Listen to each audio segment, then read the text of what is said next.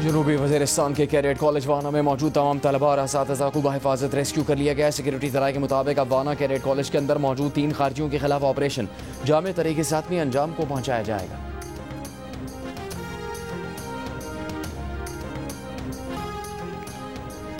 وزیر اعظم شہباز شریف کی اسلام آباد کچہری میں بھارتی اسپانسرڈ فتنۃ الخوارج کے دہشت گرد حملے کی شدید مذمت، شہداء کی بلندی درجات اور اہل خانہ کے لیے صبر جمیل کی دعا۔ وزیر اعظم نے کہا کہ بھارتی دہشت گرد پراکسیز کے پاکستان کے نہتے شہریوں پر حملے قابل مذمت ہیں، ذمہ داران کو کیفر کردار تک پہنچا کر دم لیں گے۔ افغانستان سے کارروائی کرتے فتنۃ الخوارج نے وانا میں معصوم بچوں پر بھی حملہ کیا، نہتے اور معصوم پاکستانیوں کے خون کو رائے گاں نہیں جانے دیں گے۔ وزیر داخلہ محسن نقوی کا اسلام آباد کچہری حملے میں ملوث کرداروں کو جلد سامنے لانے کا اعلان۔ دھماکے کے مقام کے دورے کے بعد گفتگو کرتے ہوئے بولے کہ پہلی ترجیح خودکش حملہ آور کی شناخت ہے۔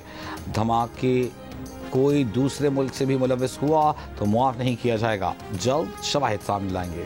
وانا کیڈٹ کالج میں 3 شہادتیں ہوئی ہیں۔ حملہ آور کیڈٹ کالج میں لوگوں کو یرغمال بنانا چاہتے تھے مگر کامیاب نہیں ہوئے۔ افغانستان سے دہشت گردوں کو نہ روکا گیا تو ان کا بندوبست کریں گے۔ وزیر دفاع خواجہ آصف نے کہا کہ ضلع کچہری میں خودکش حملہ ویک اپ کال ہے، یہ سارے پاکستان کی جنگ ہے۔ اس ماحول میں کابل حکمرانوں سے کامیاب مذاکرات کی امید رکھنا فضول ہوگا۔ کابل کا اسلام آباد تک جنگ لانا ایک پیغام ہے۔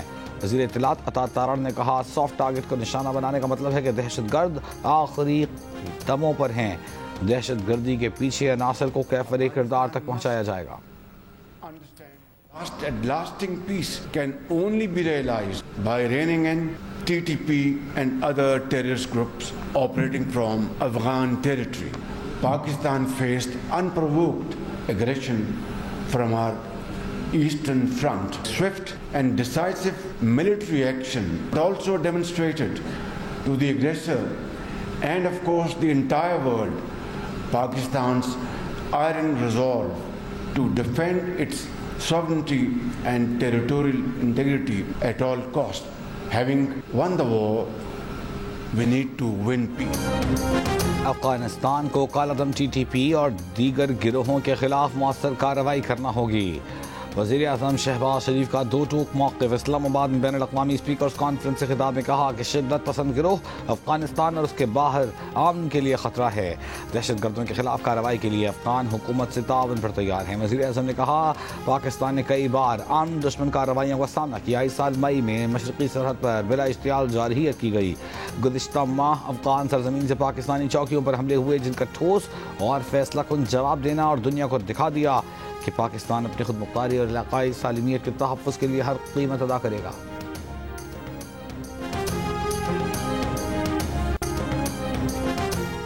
سینٹ میں منظوری کے بعد 27ویں ترمیم قومی اسمبلی میں بھی پیش۔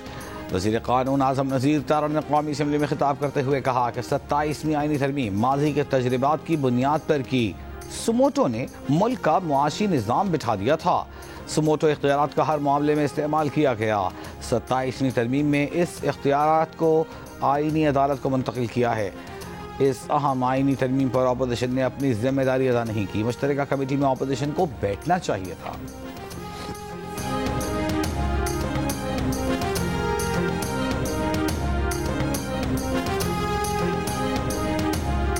Chairman P T I barrister Gohar کا 27ویں آئینی ترمیم کو ماننے سے انکار، باکو ترمیم قرار دے دیا۔ صدر کو استثناء دینے کی تجویز پر بھی شدید تنقید کی۔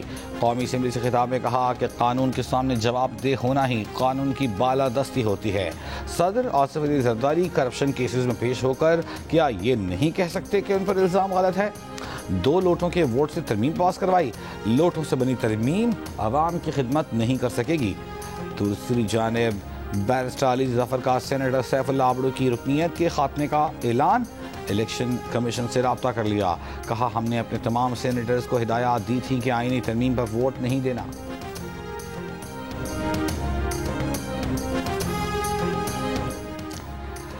دنیا کے دیگر ممالک میں بھی صدور کو فوجداری مقدمات سے استثناء حاصل ہے۔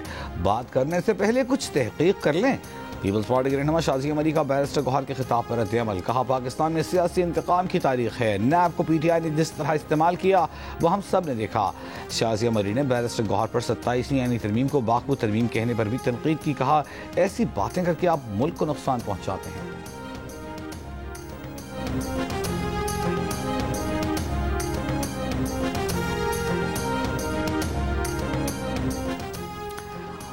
مولانا فضل الرحمان کا کہنا ہے کہ 27ویں ترمیم کے تمام پہلوؤں پر غور کے بعد JUIFA نے اس ترمیم کی مخالفت کا فیصلہ کیا ہے۔ JUI کے ممبران قومی اسمبلی ترمیم کی مخالفت میں ووٹ دیں۔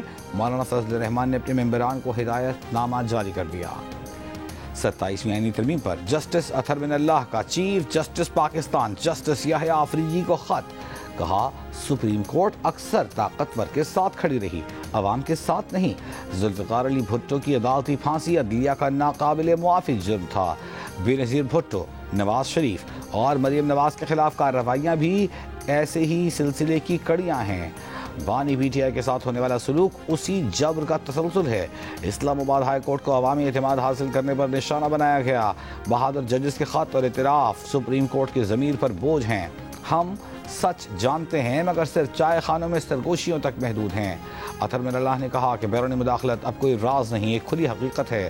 جو جج سچ بولتا ہے وہ انتقام کا نشانہ بنتا ہے، جو جج نہیں جھکتا اس کے خلاف احتساب کا ہتھیار استعمال ہوتا ہے۔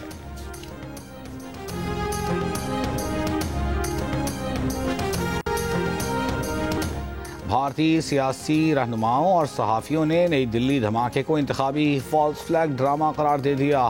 صحافیوں کا کہنا ہے کہ جب بی جے پی بحران میں آتی ہے نیا ڈرامہ رچایا جاتا ہے، دہشت گردی یا دھماکے پر فوراً پاکستان کو مورد الزام ٹھہرا دیا جاتا ہے۔ بہار الیکشن میں بی جے پی کمزور پوزیشن میں ہے، اس لیے مزید دھماکوں کی توقع کی جا سکتی ہے۔ کانگریس کے رکن پارلیمنٹ نے کہا کہ یہ دھماکے بہار انتخابات سے پہلے کا متوقع سیاسی اقدام تھا۔ سوشل میڈیا صارفین کے بھی بی جے پی پر سیاسی مفاد کے لیے فالس فلیگ آپریشن کے الزامات۔ سابق RSS رہنما یشونت شنڈے کے عدالتی حلفیہ بیان کا حوالہ دوبارہ زیر بحث۔ نئی دلی میں لال قلعہ میٹرو اسٹیشن کے قریب گاڑی میں دھماکے میں 10 افراد ہلاک، 24 افراد زخمی ہوئے تھے۔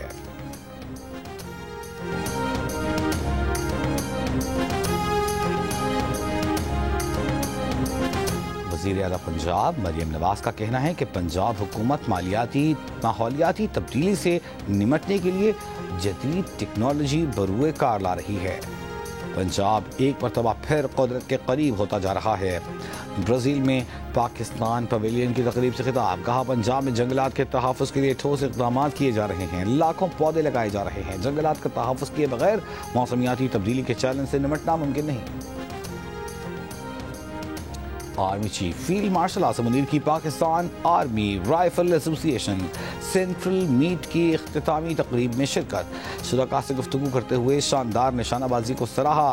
فیلڈ مارشل نے کہا نشانہ بازی میں مہارت فوجی تربیت کا بنیادی ہدف ہونا چاہیے۔ مقابلوں میں پاک فوج، پاک فضائیہ، پاک بحریہ، civil armed forces Punjab, Sindh, KP، Balochistan اور فیڈرل رائفل ایسوسی ایشنز کی نمائندگی شامل تھی۔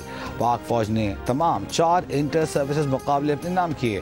آرمی چیف کی ملٹری کالج جہلم کی 100 سالہ تقریبات میں بھی بطور مہمان خصوصی شرکت یادگار اور کالج میوزیم کا افتتاح کیا۔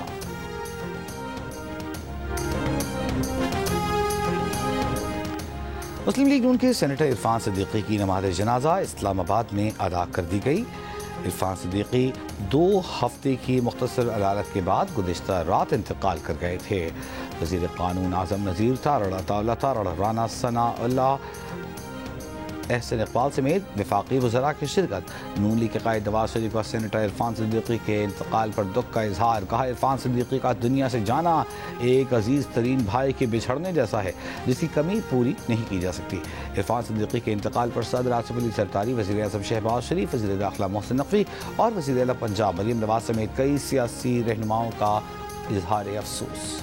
اسلام آباد کچہری کے باہر خودکش دھماکہ، 12 افراد شہید، 30 زخمی ہو گئے، کئی زخمیوں کی حالت تشویشناک۔ اسلام آباد بار ایسوسی ایشن کا ضلع کچہری دھماکے پر 3 روزہ سوگ اور کل عدالتوں میں مکمل ہڑتال کا اعلان۔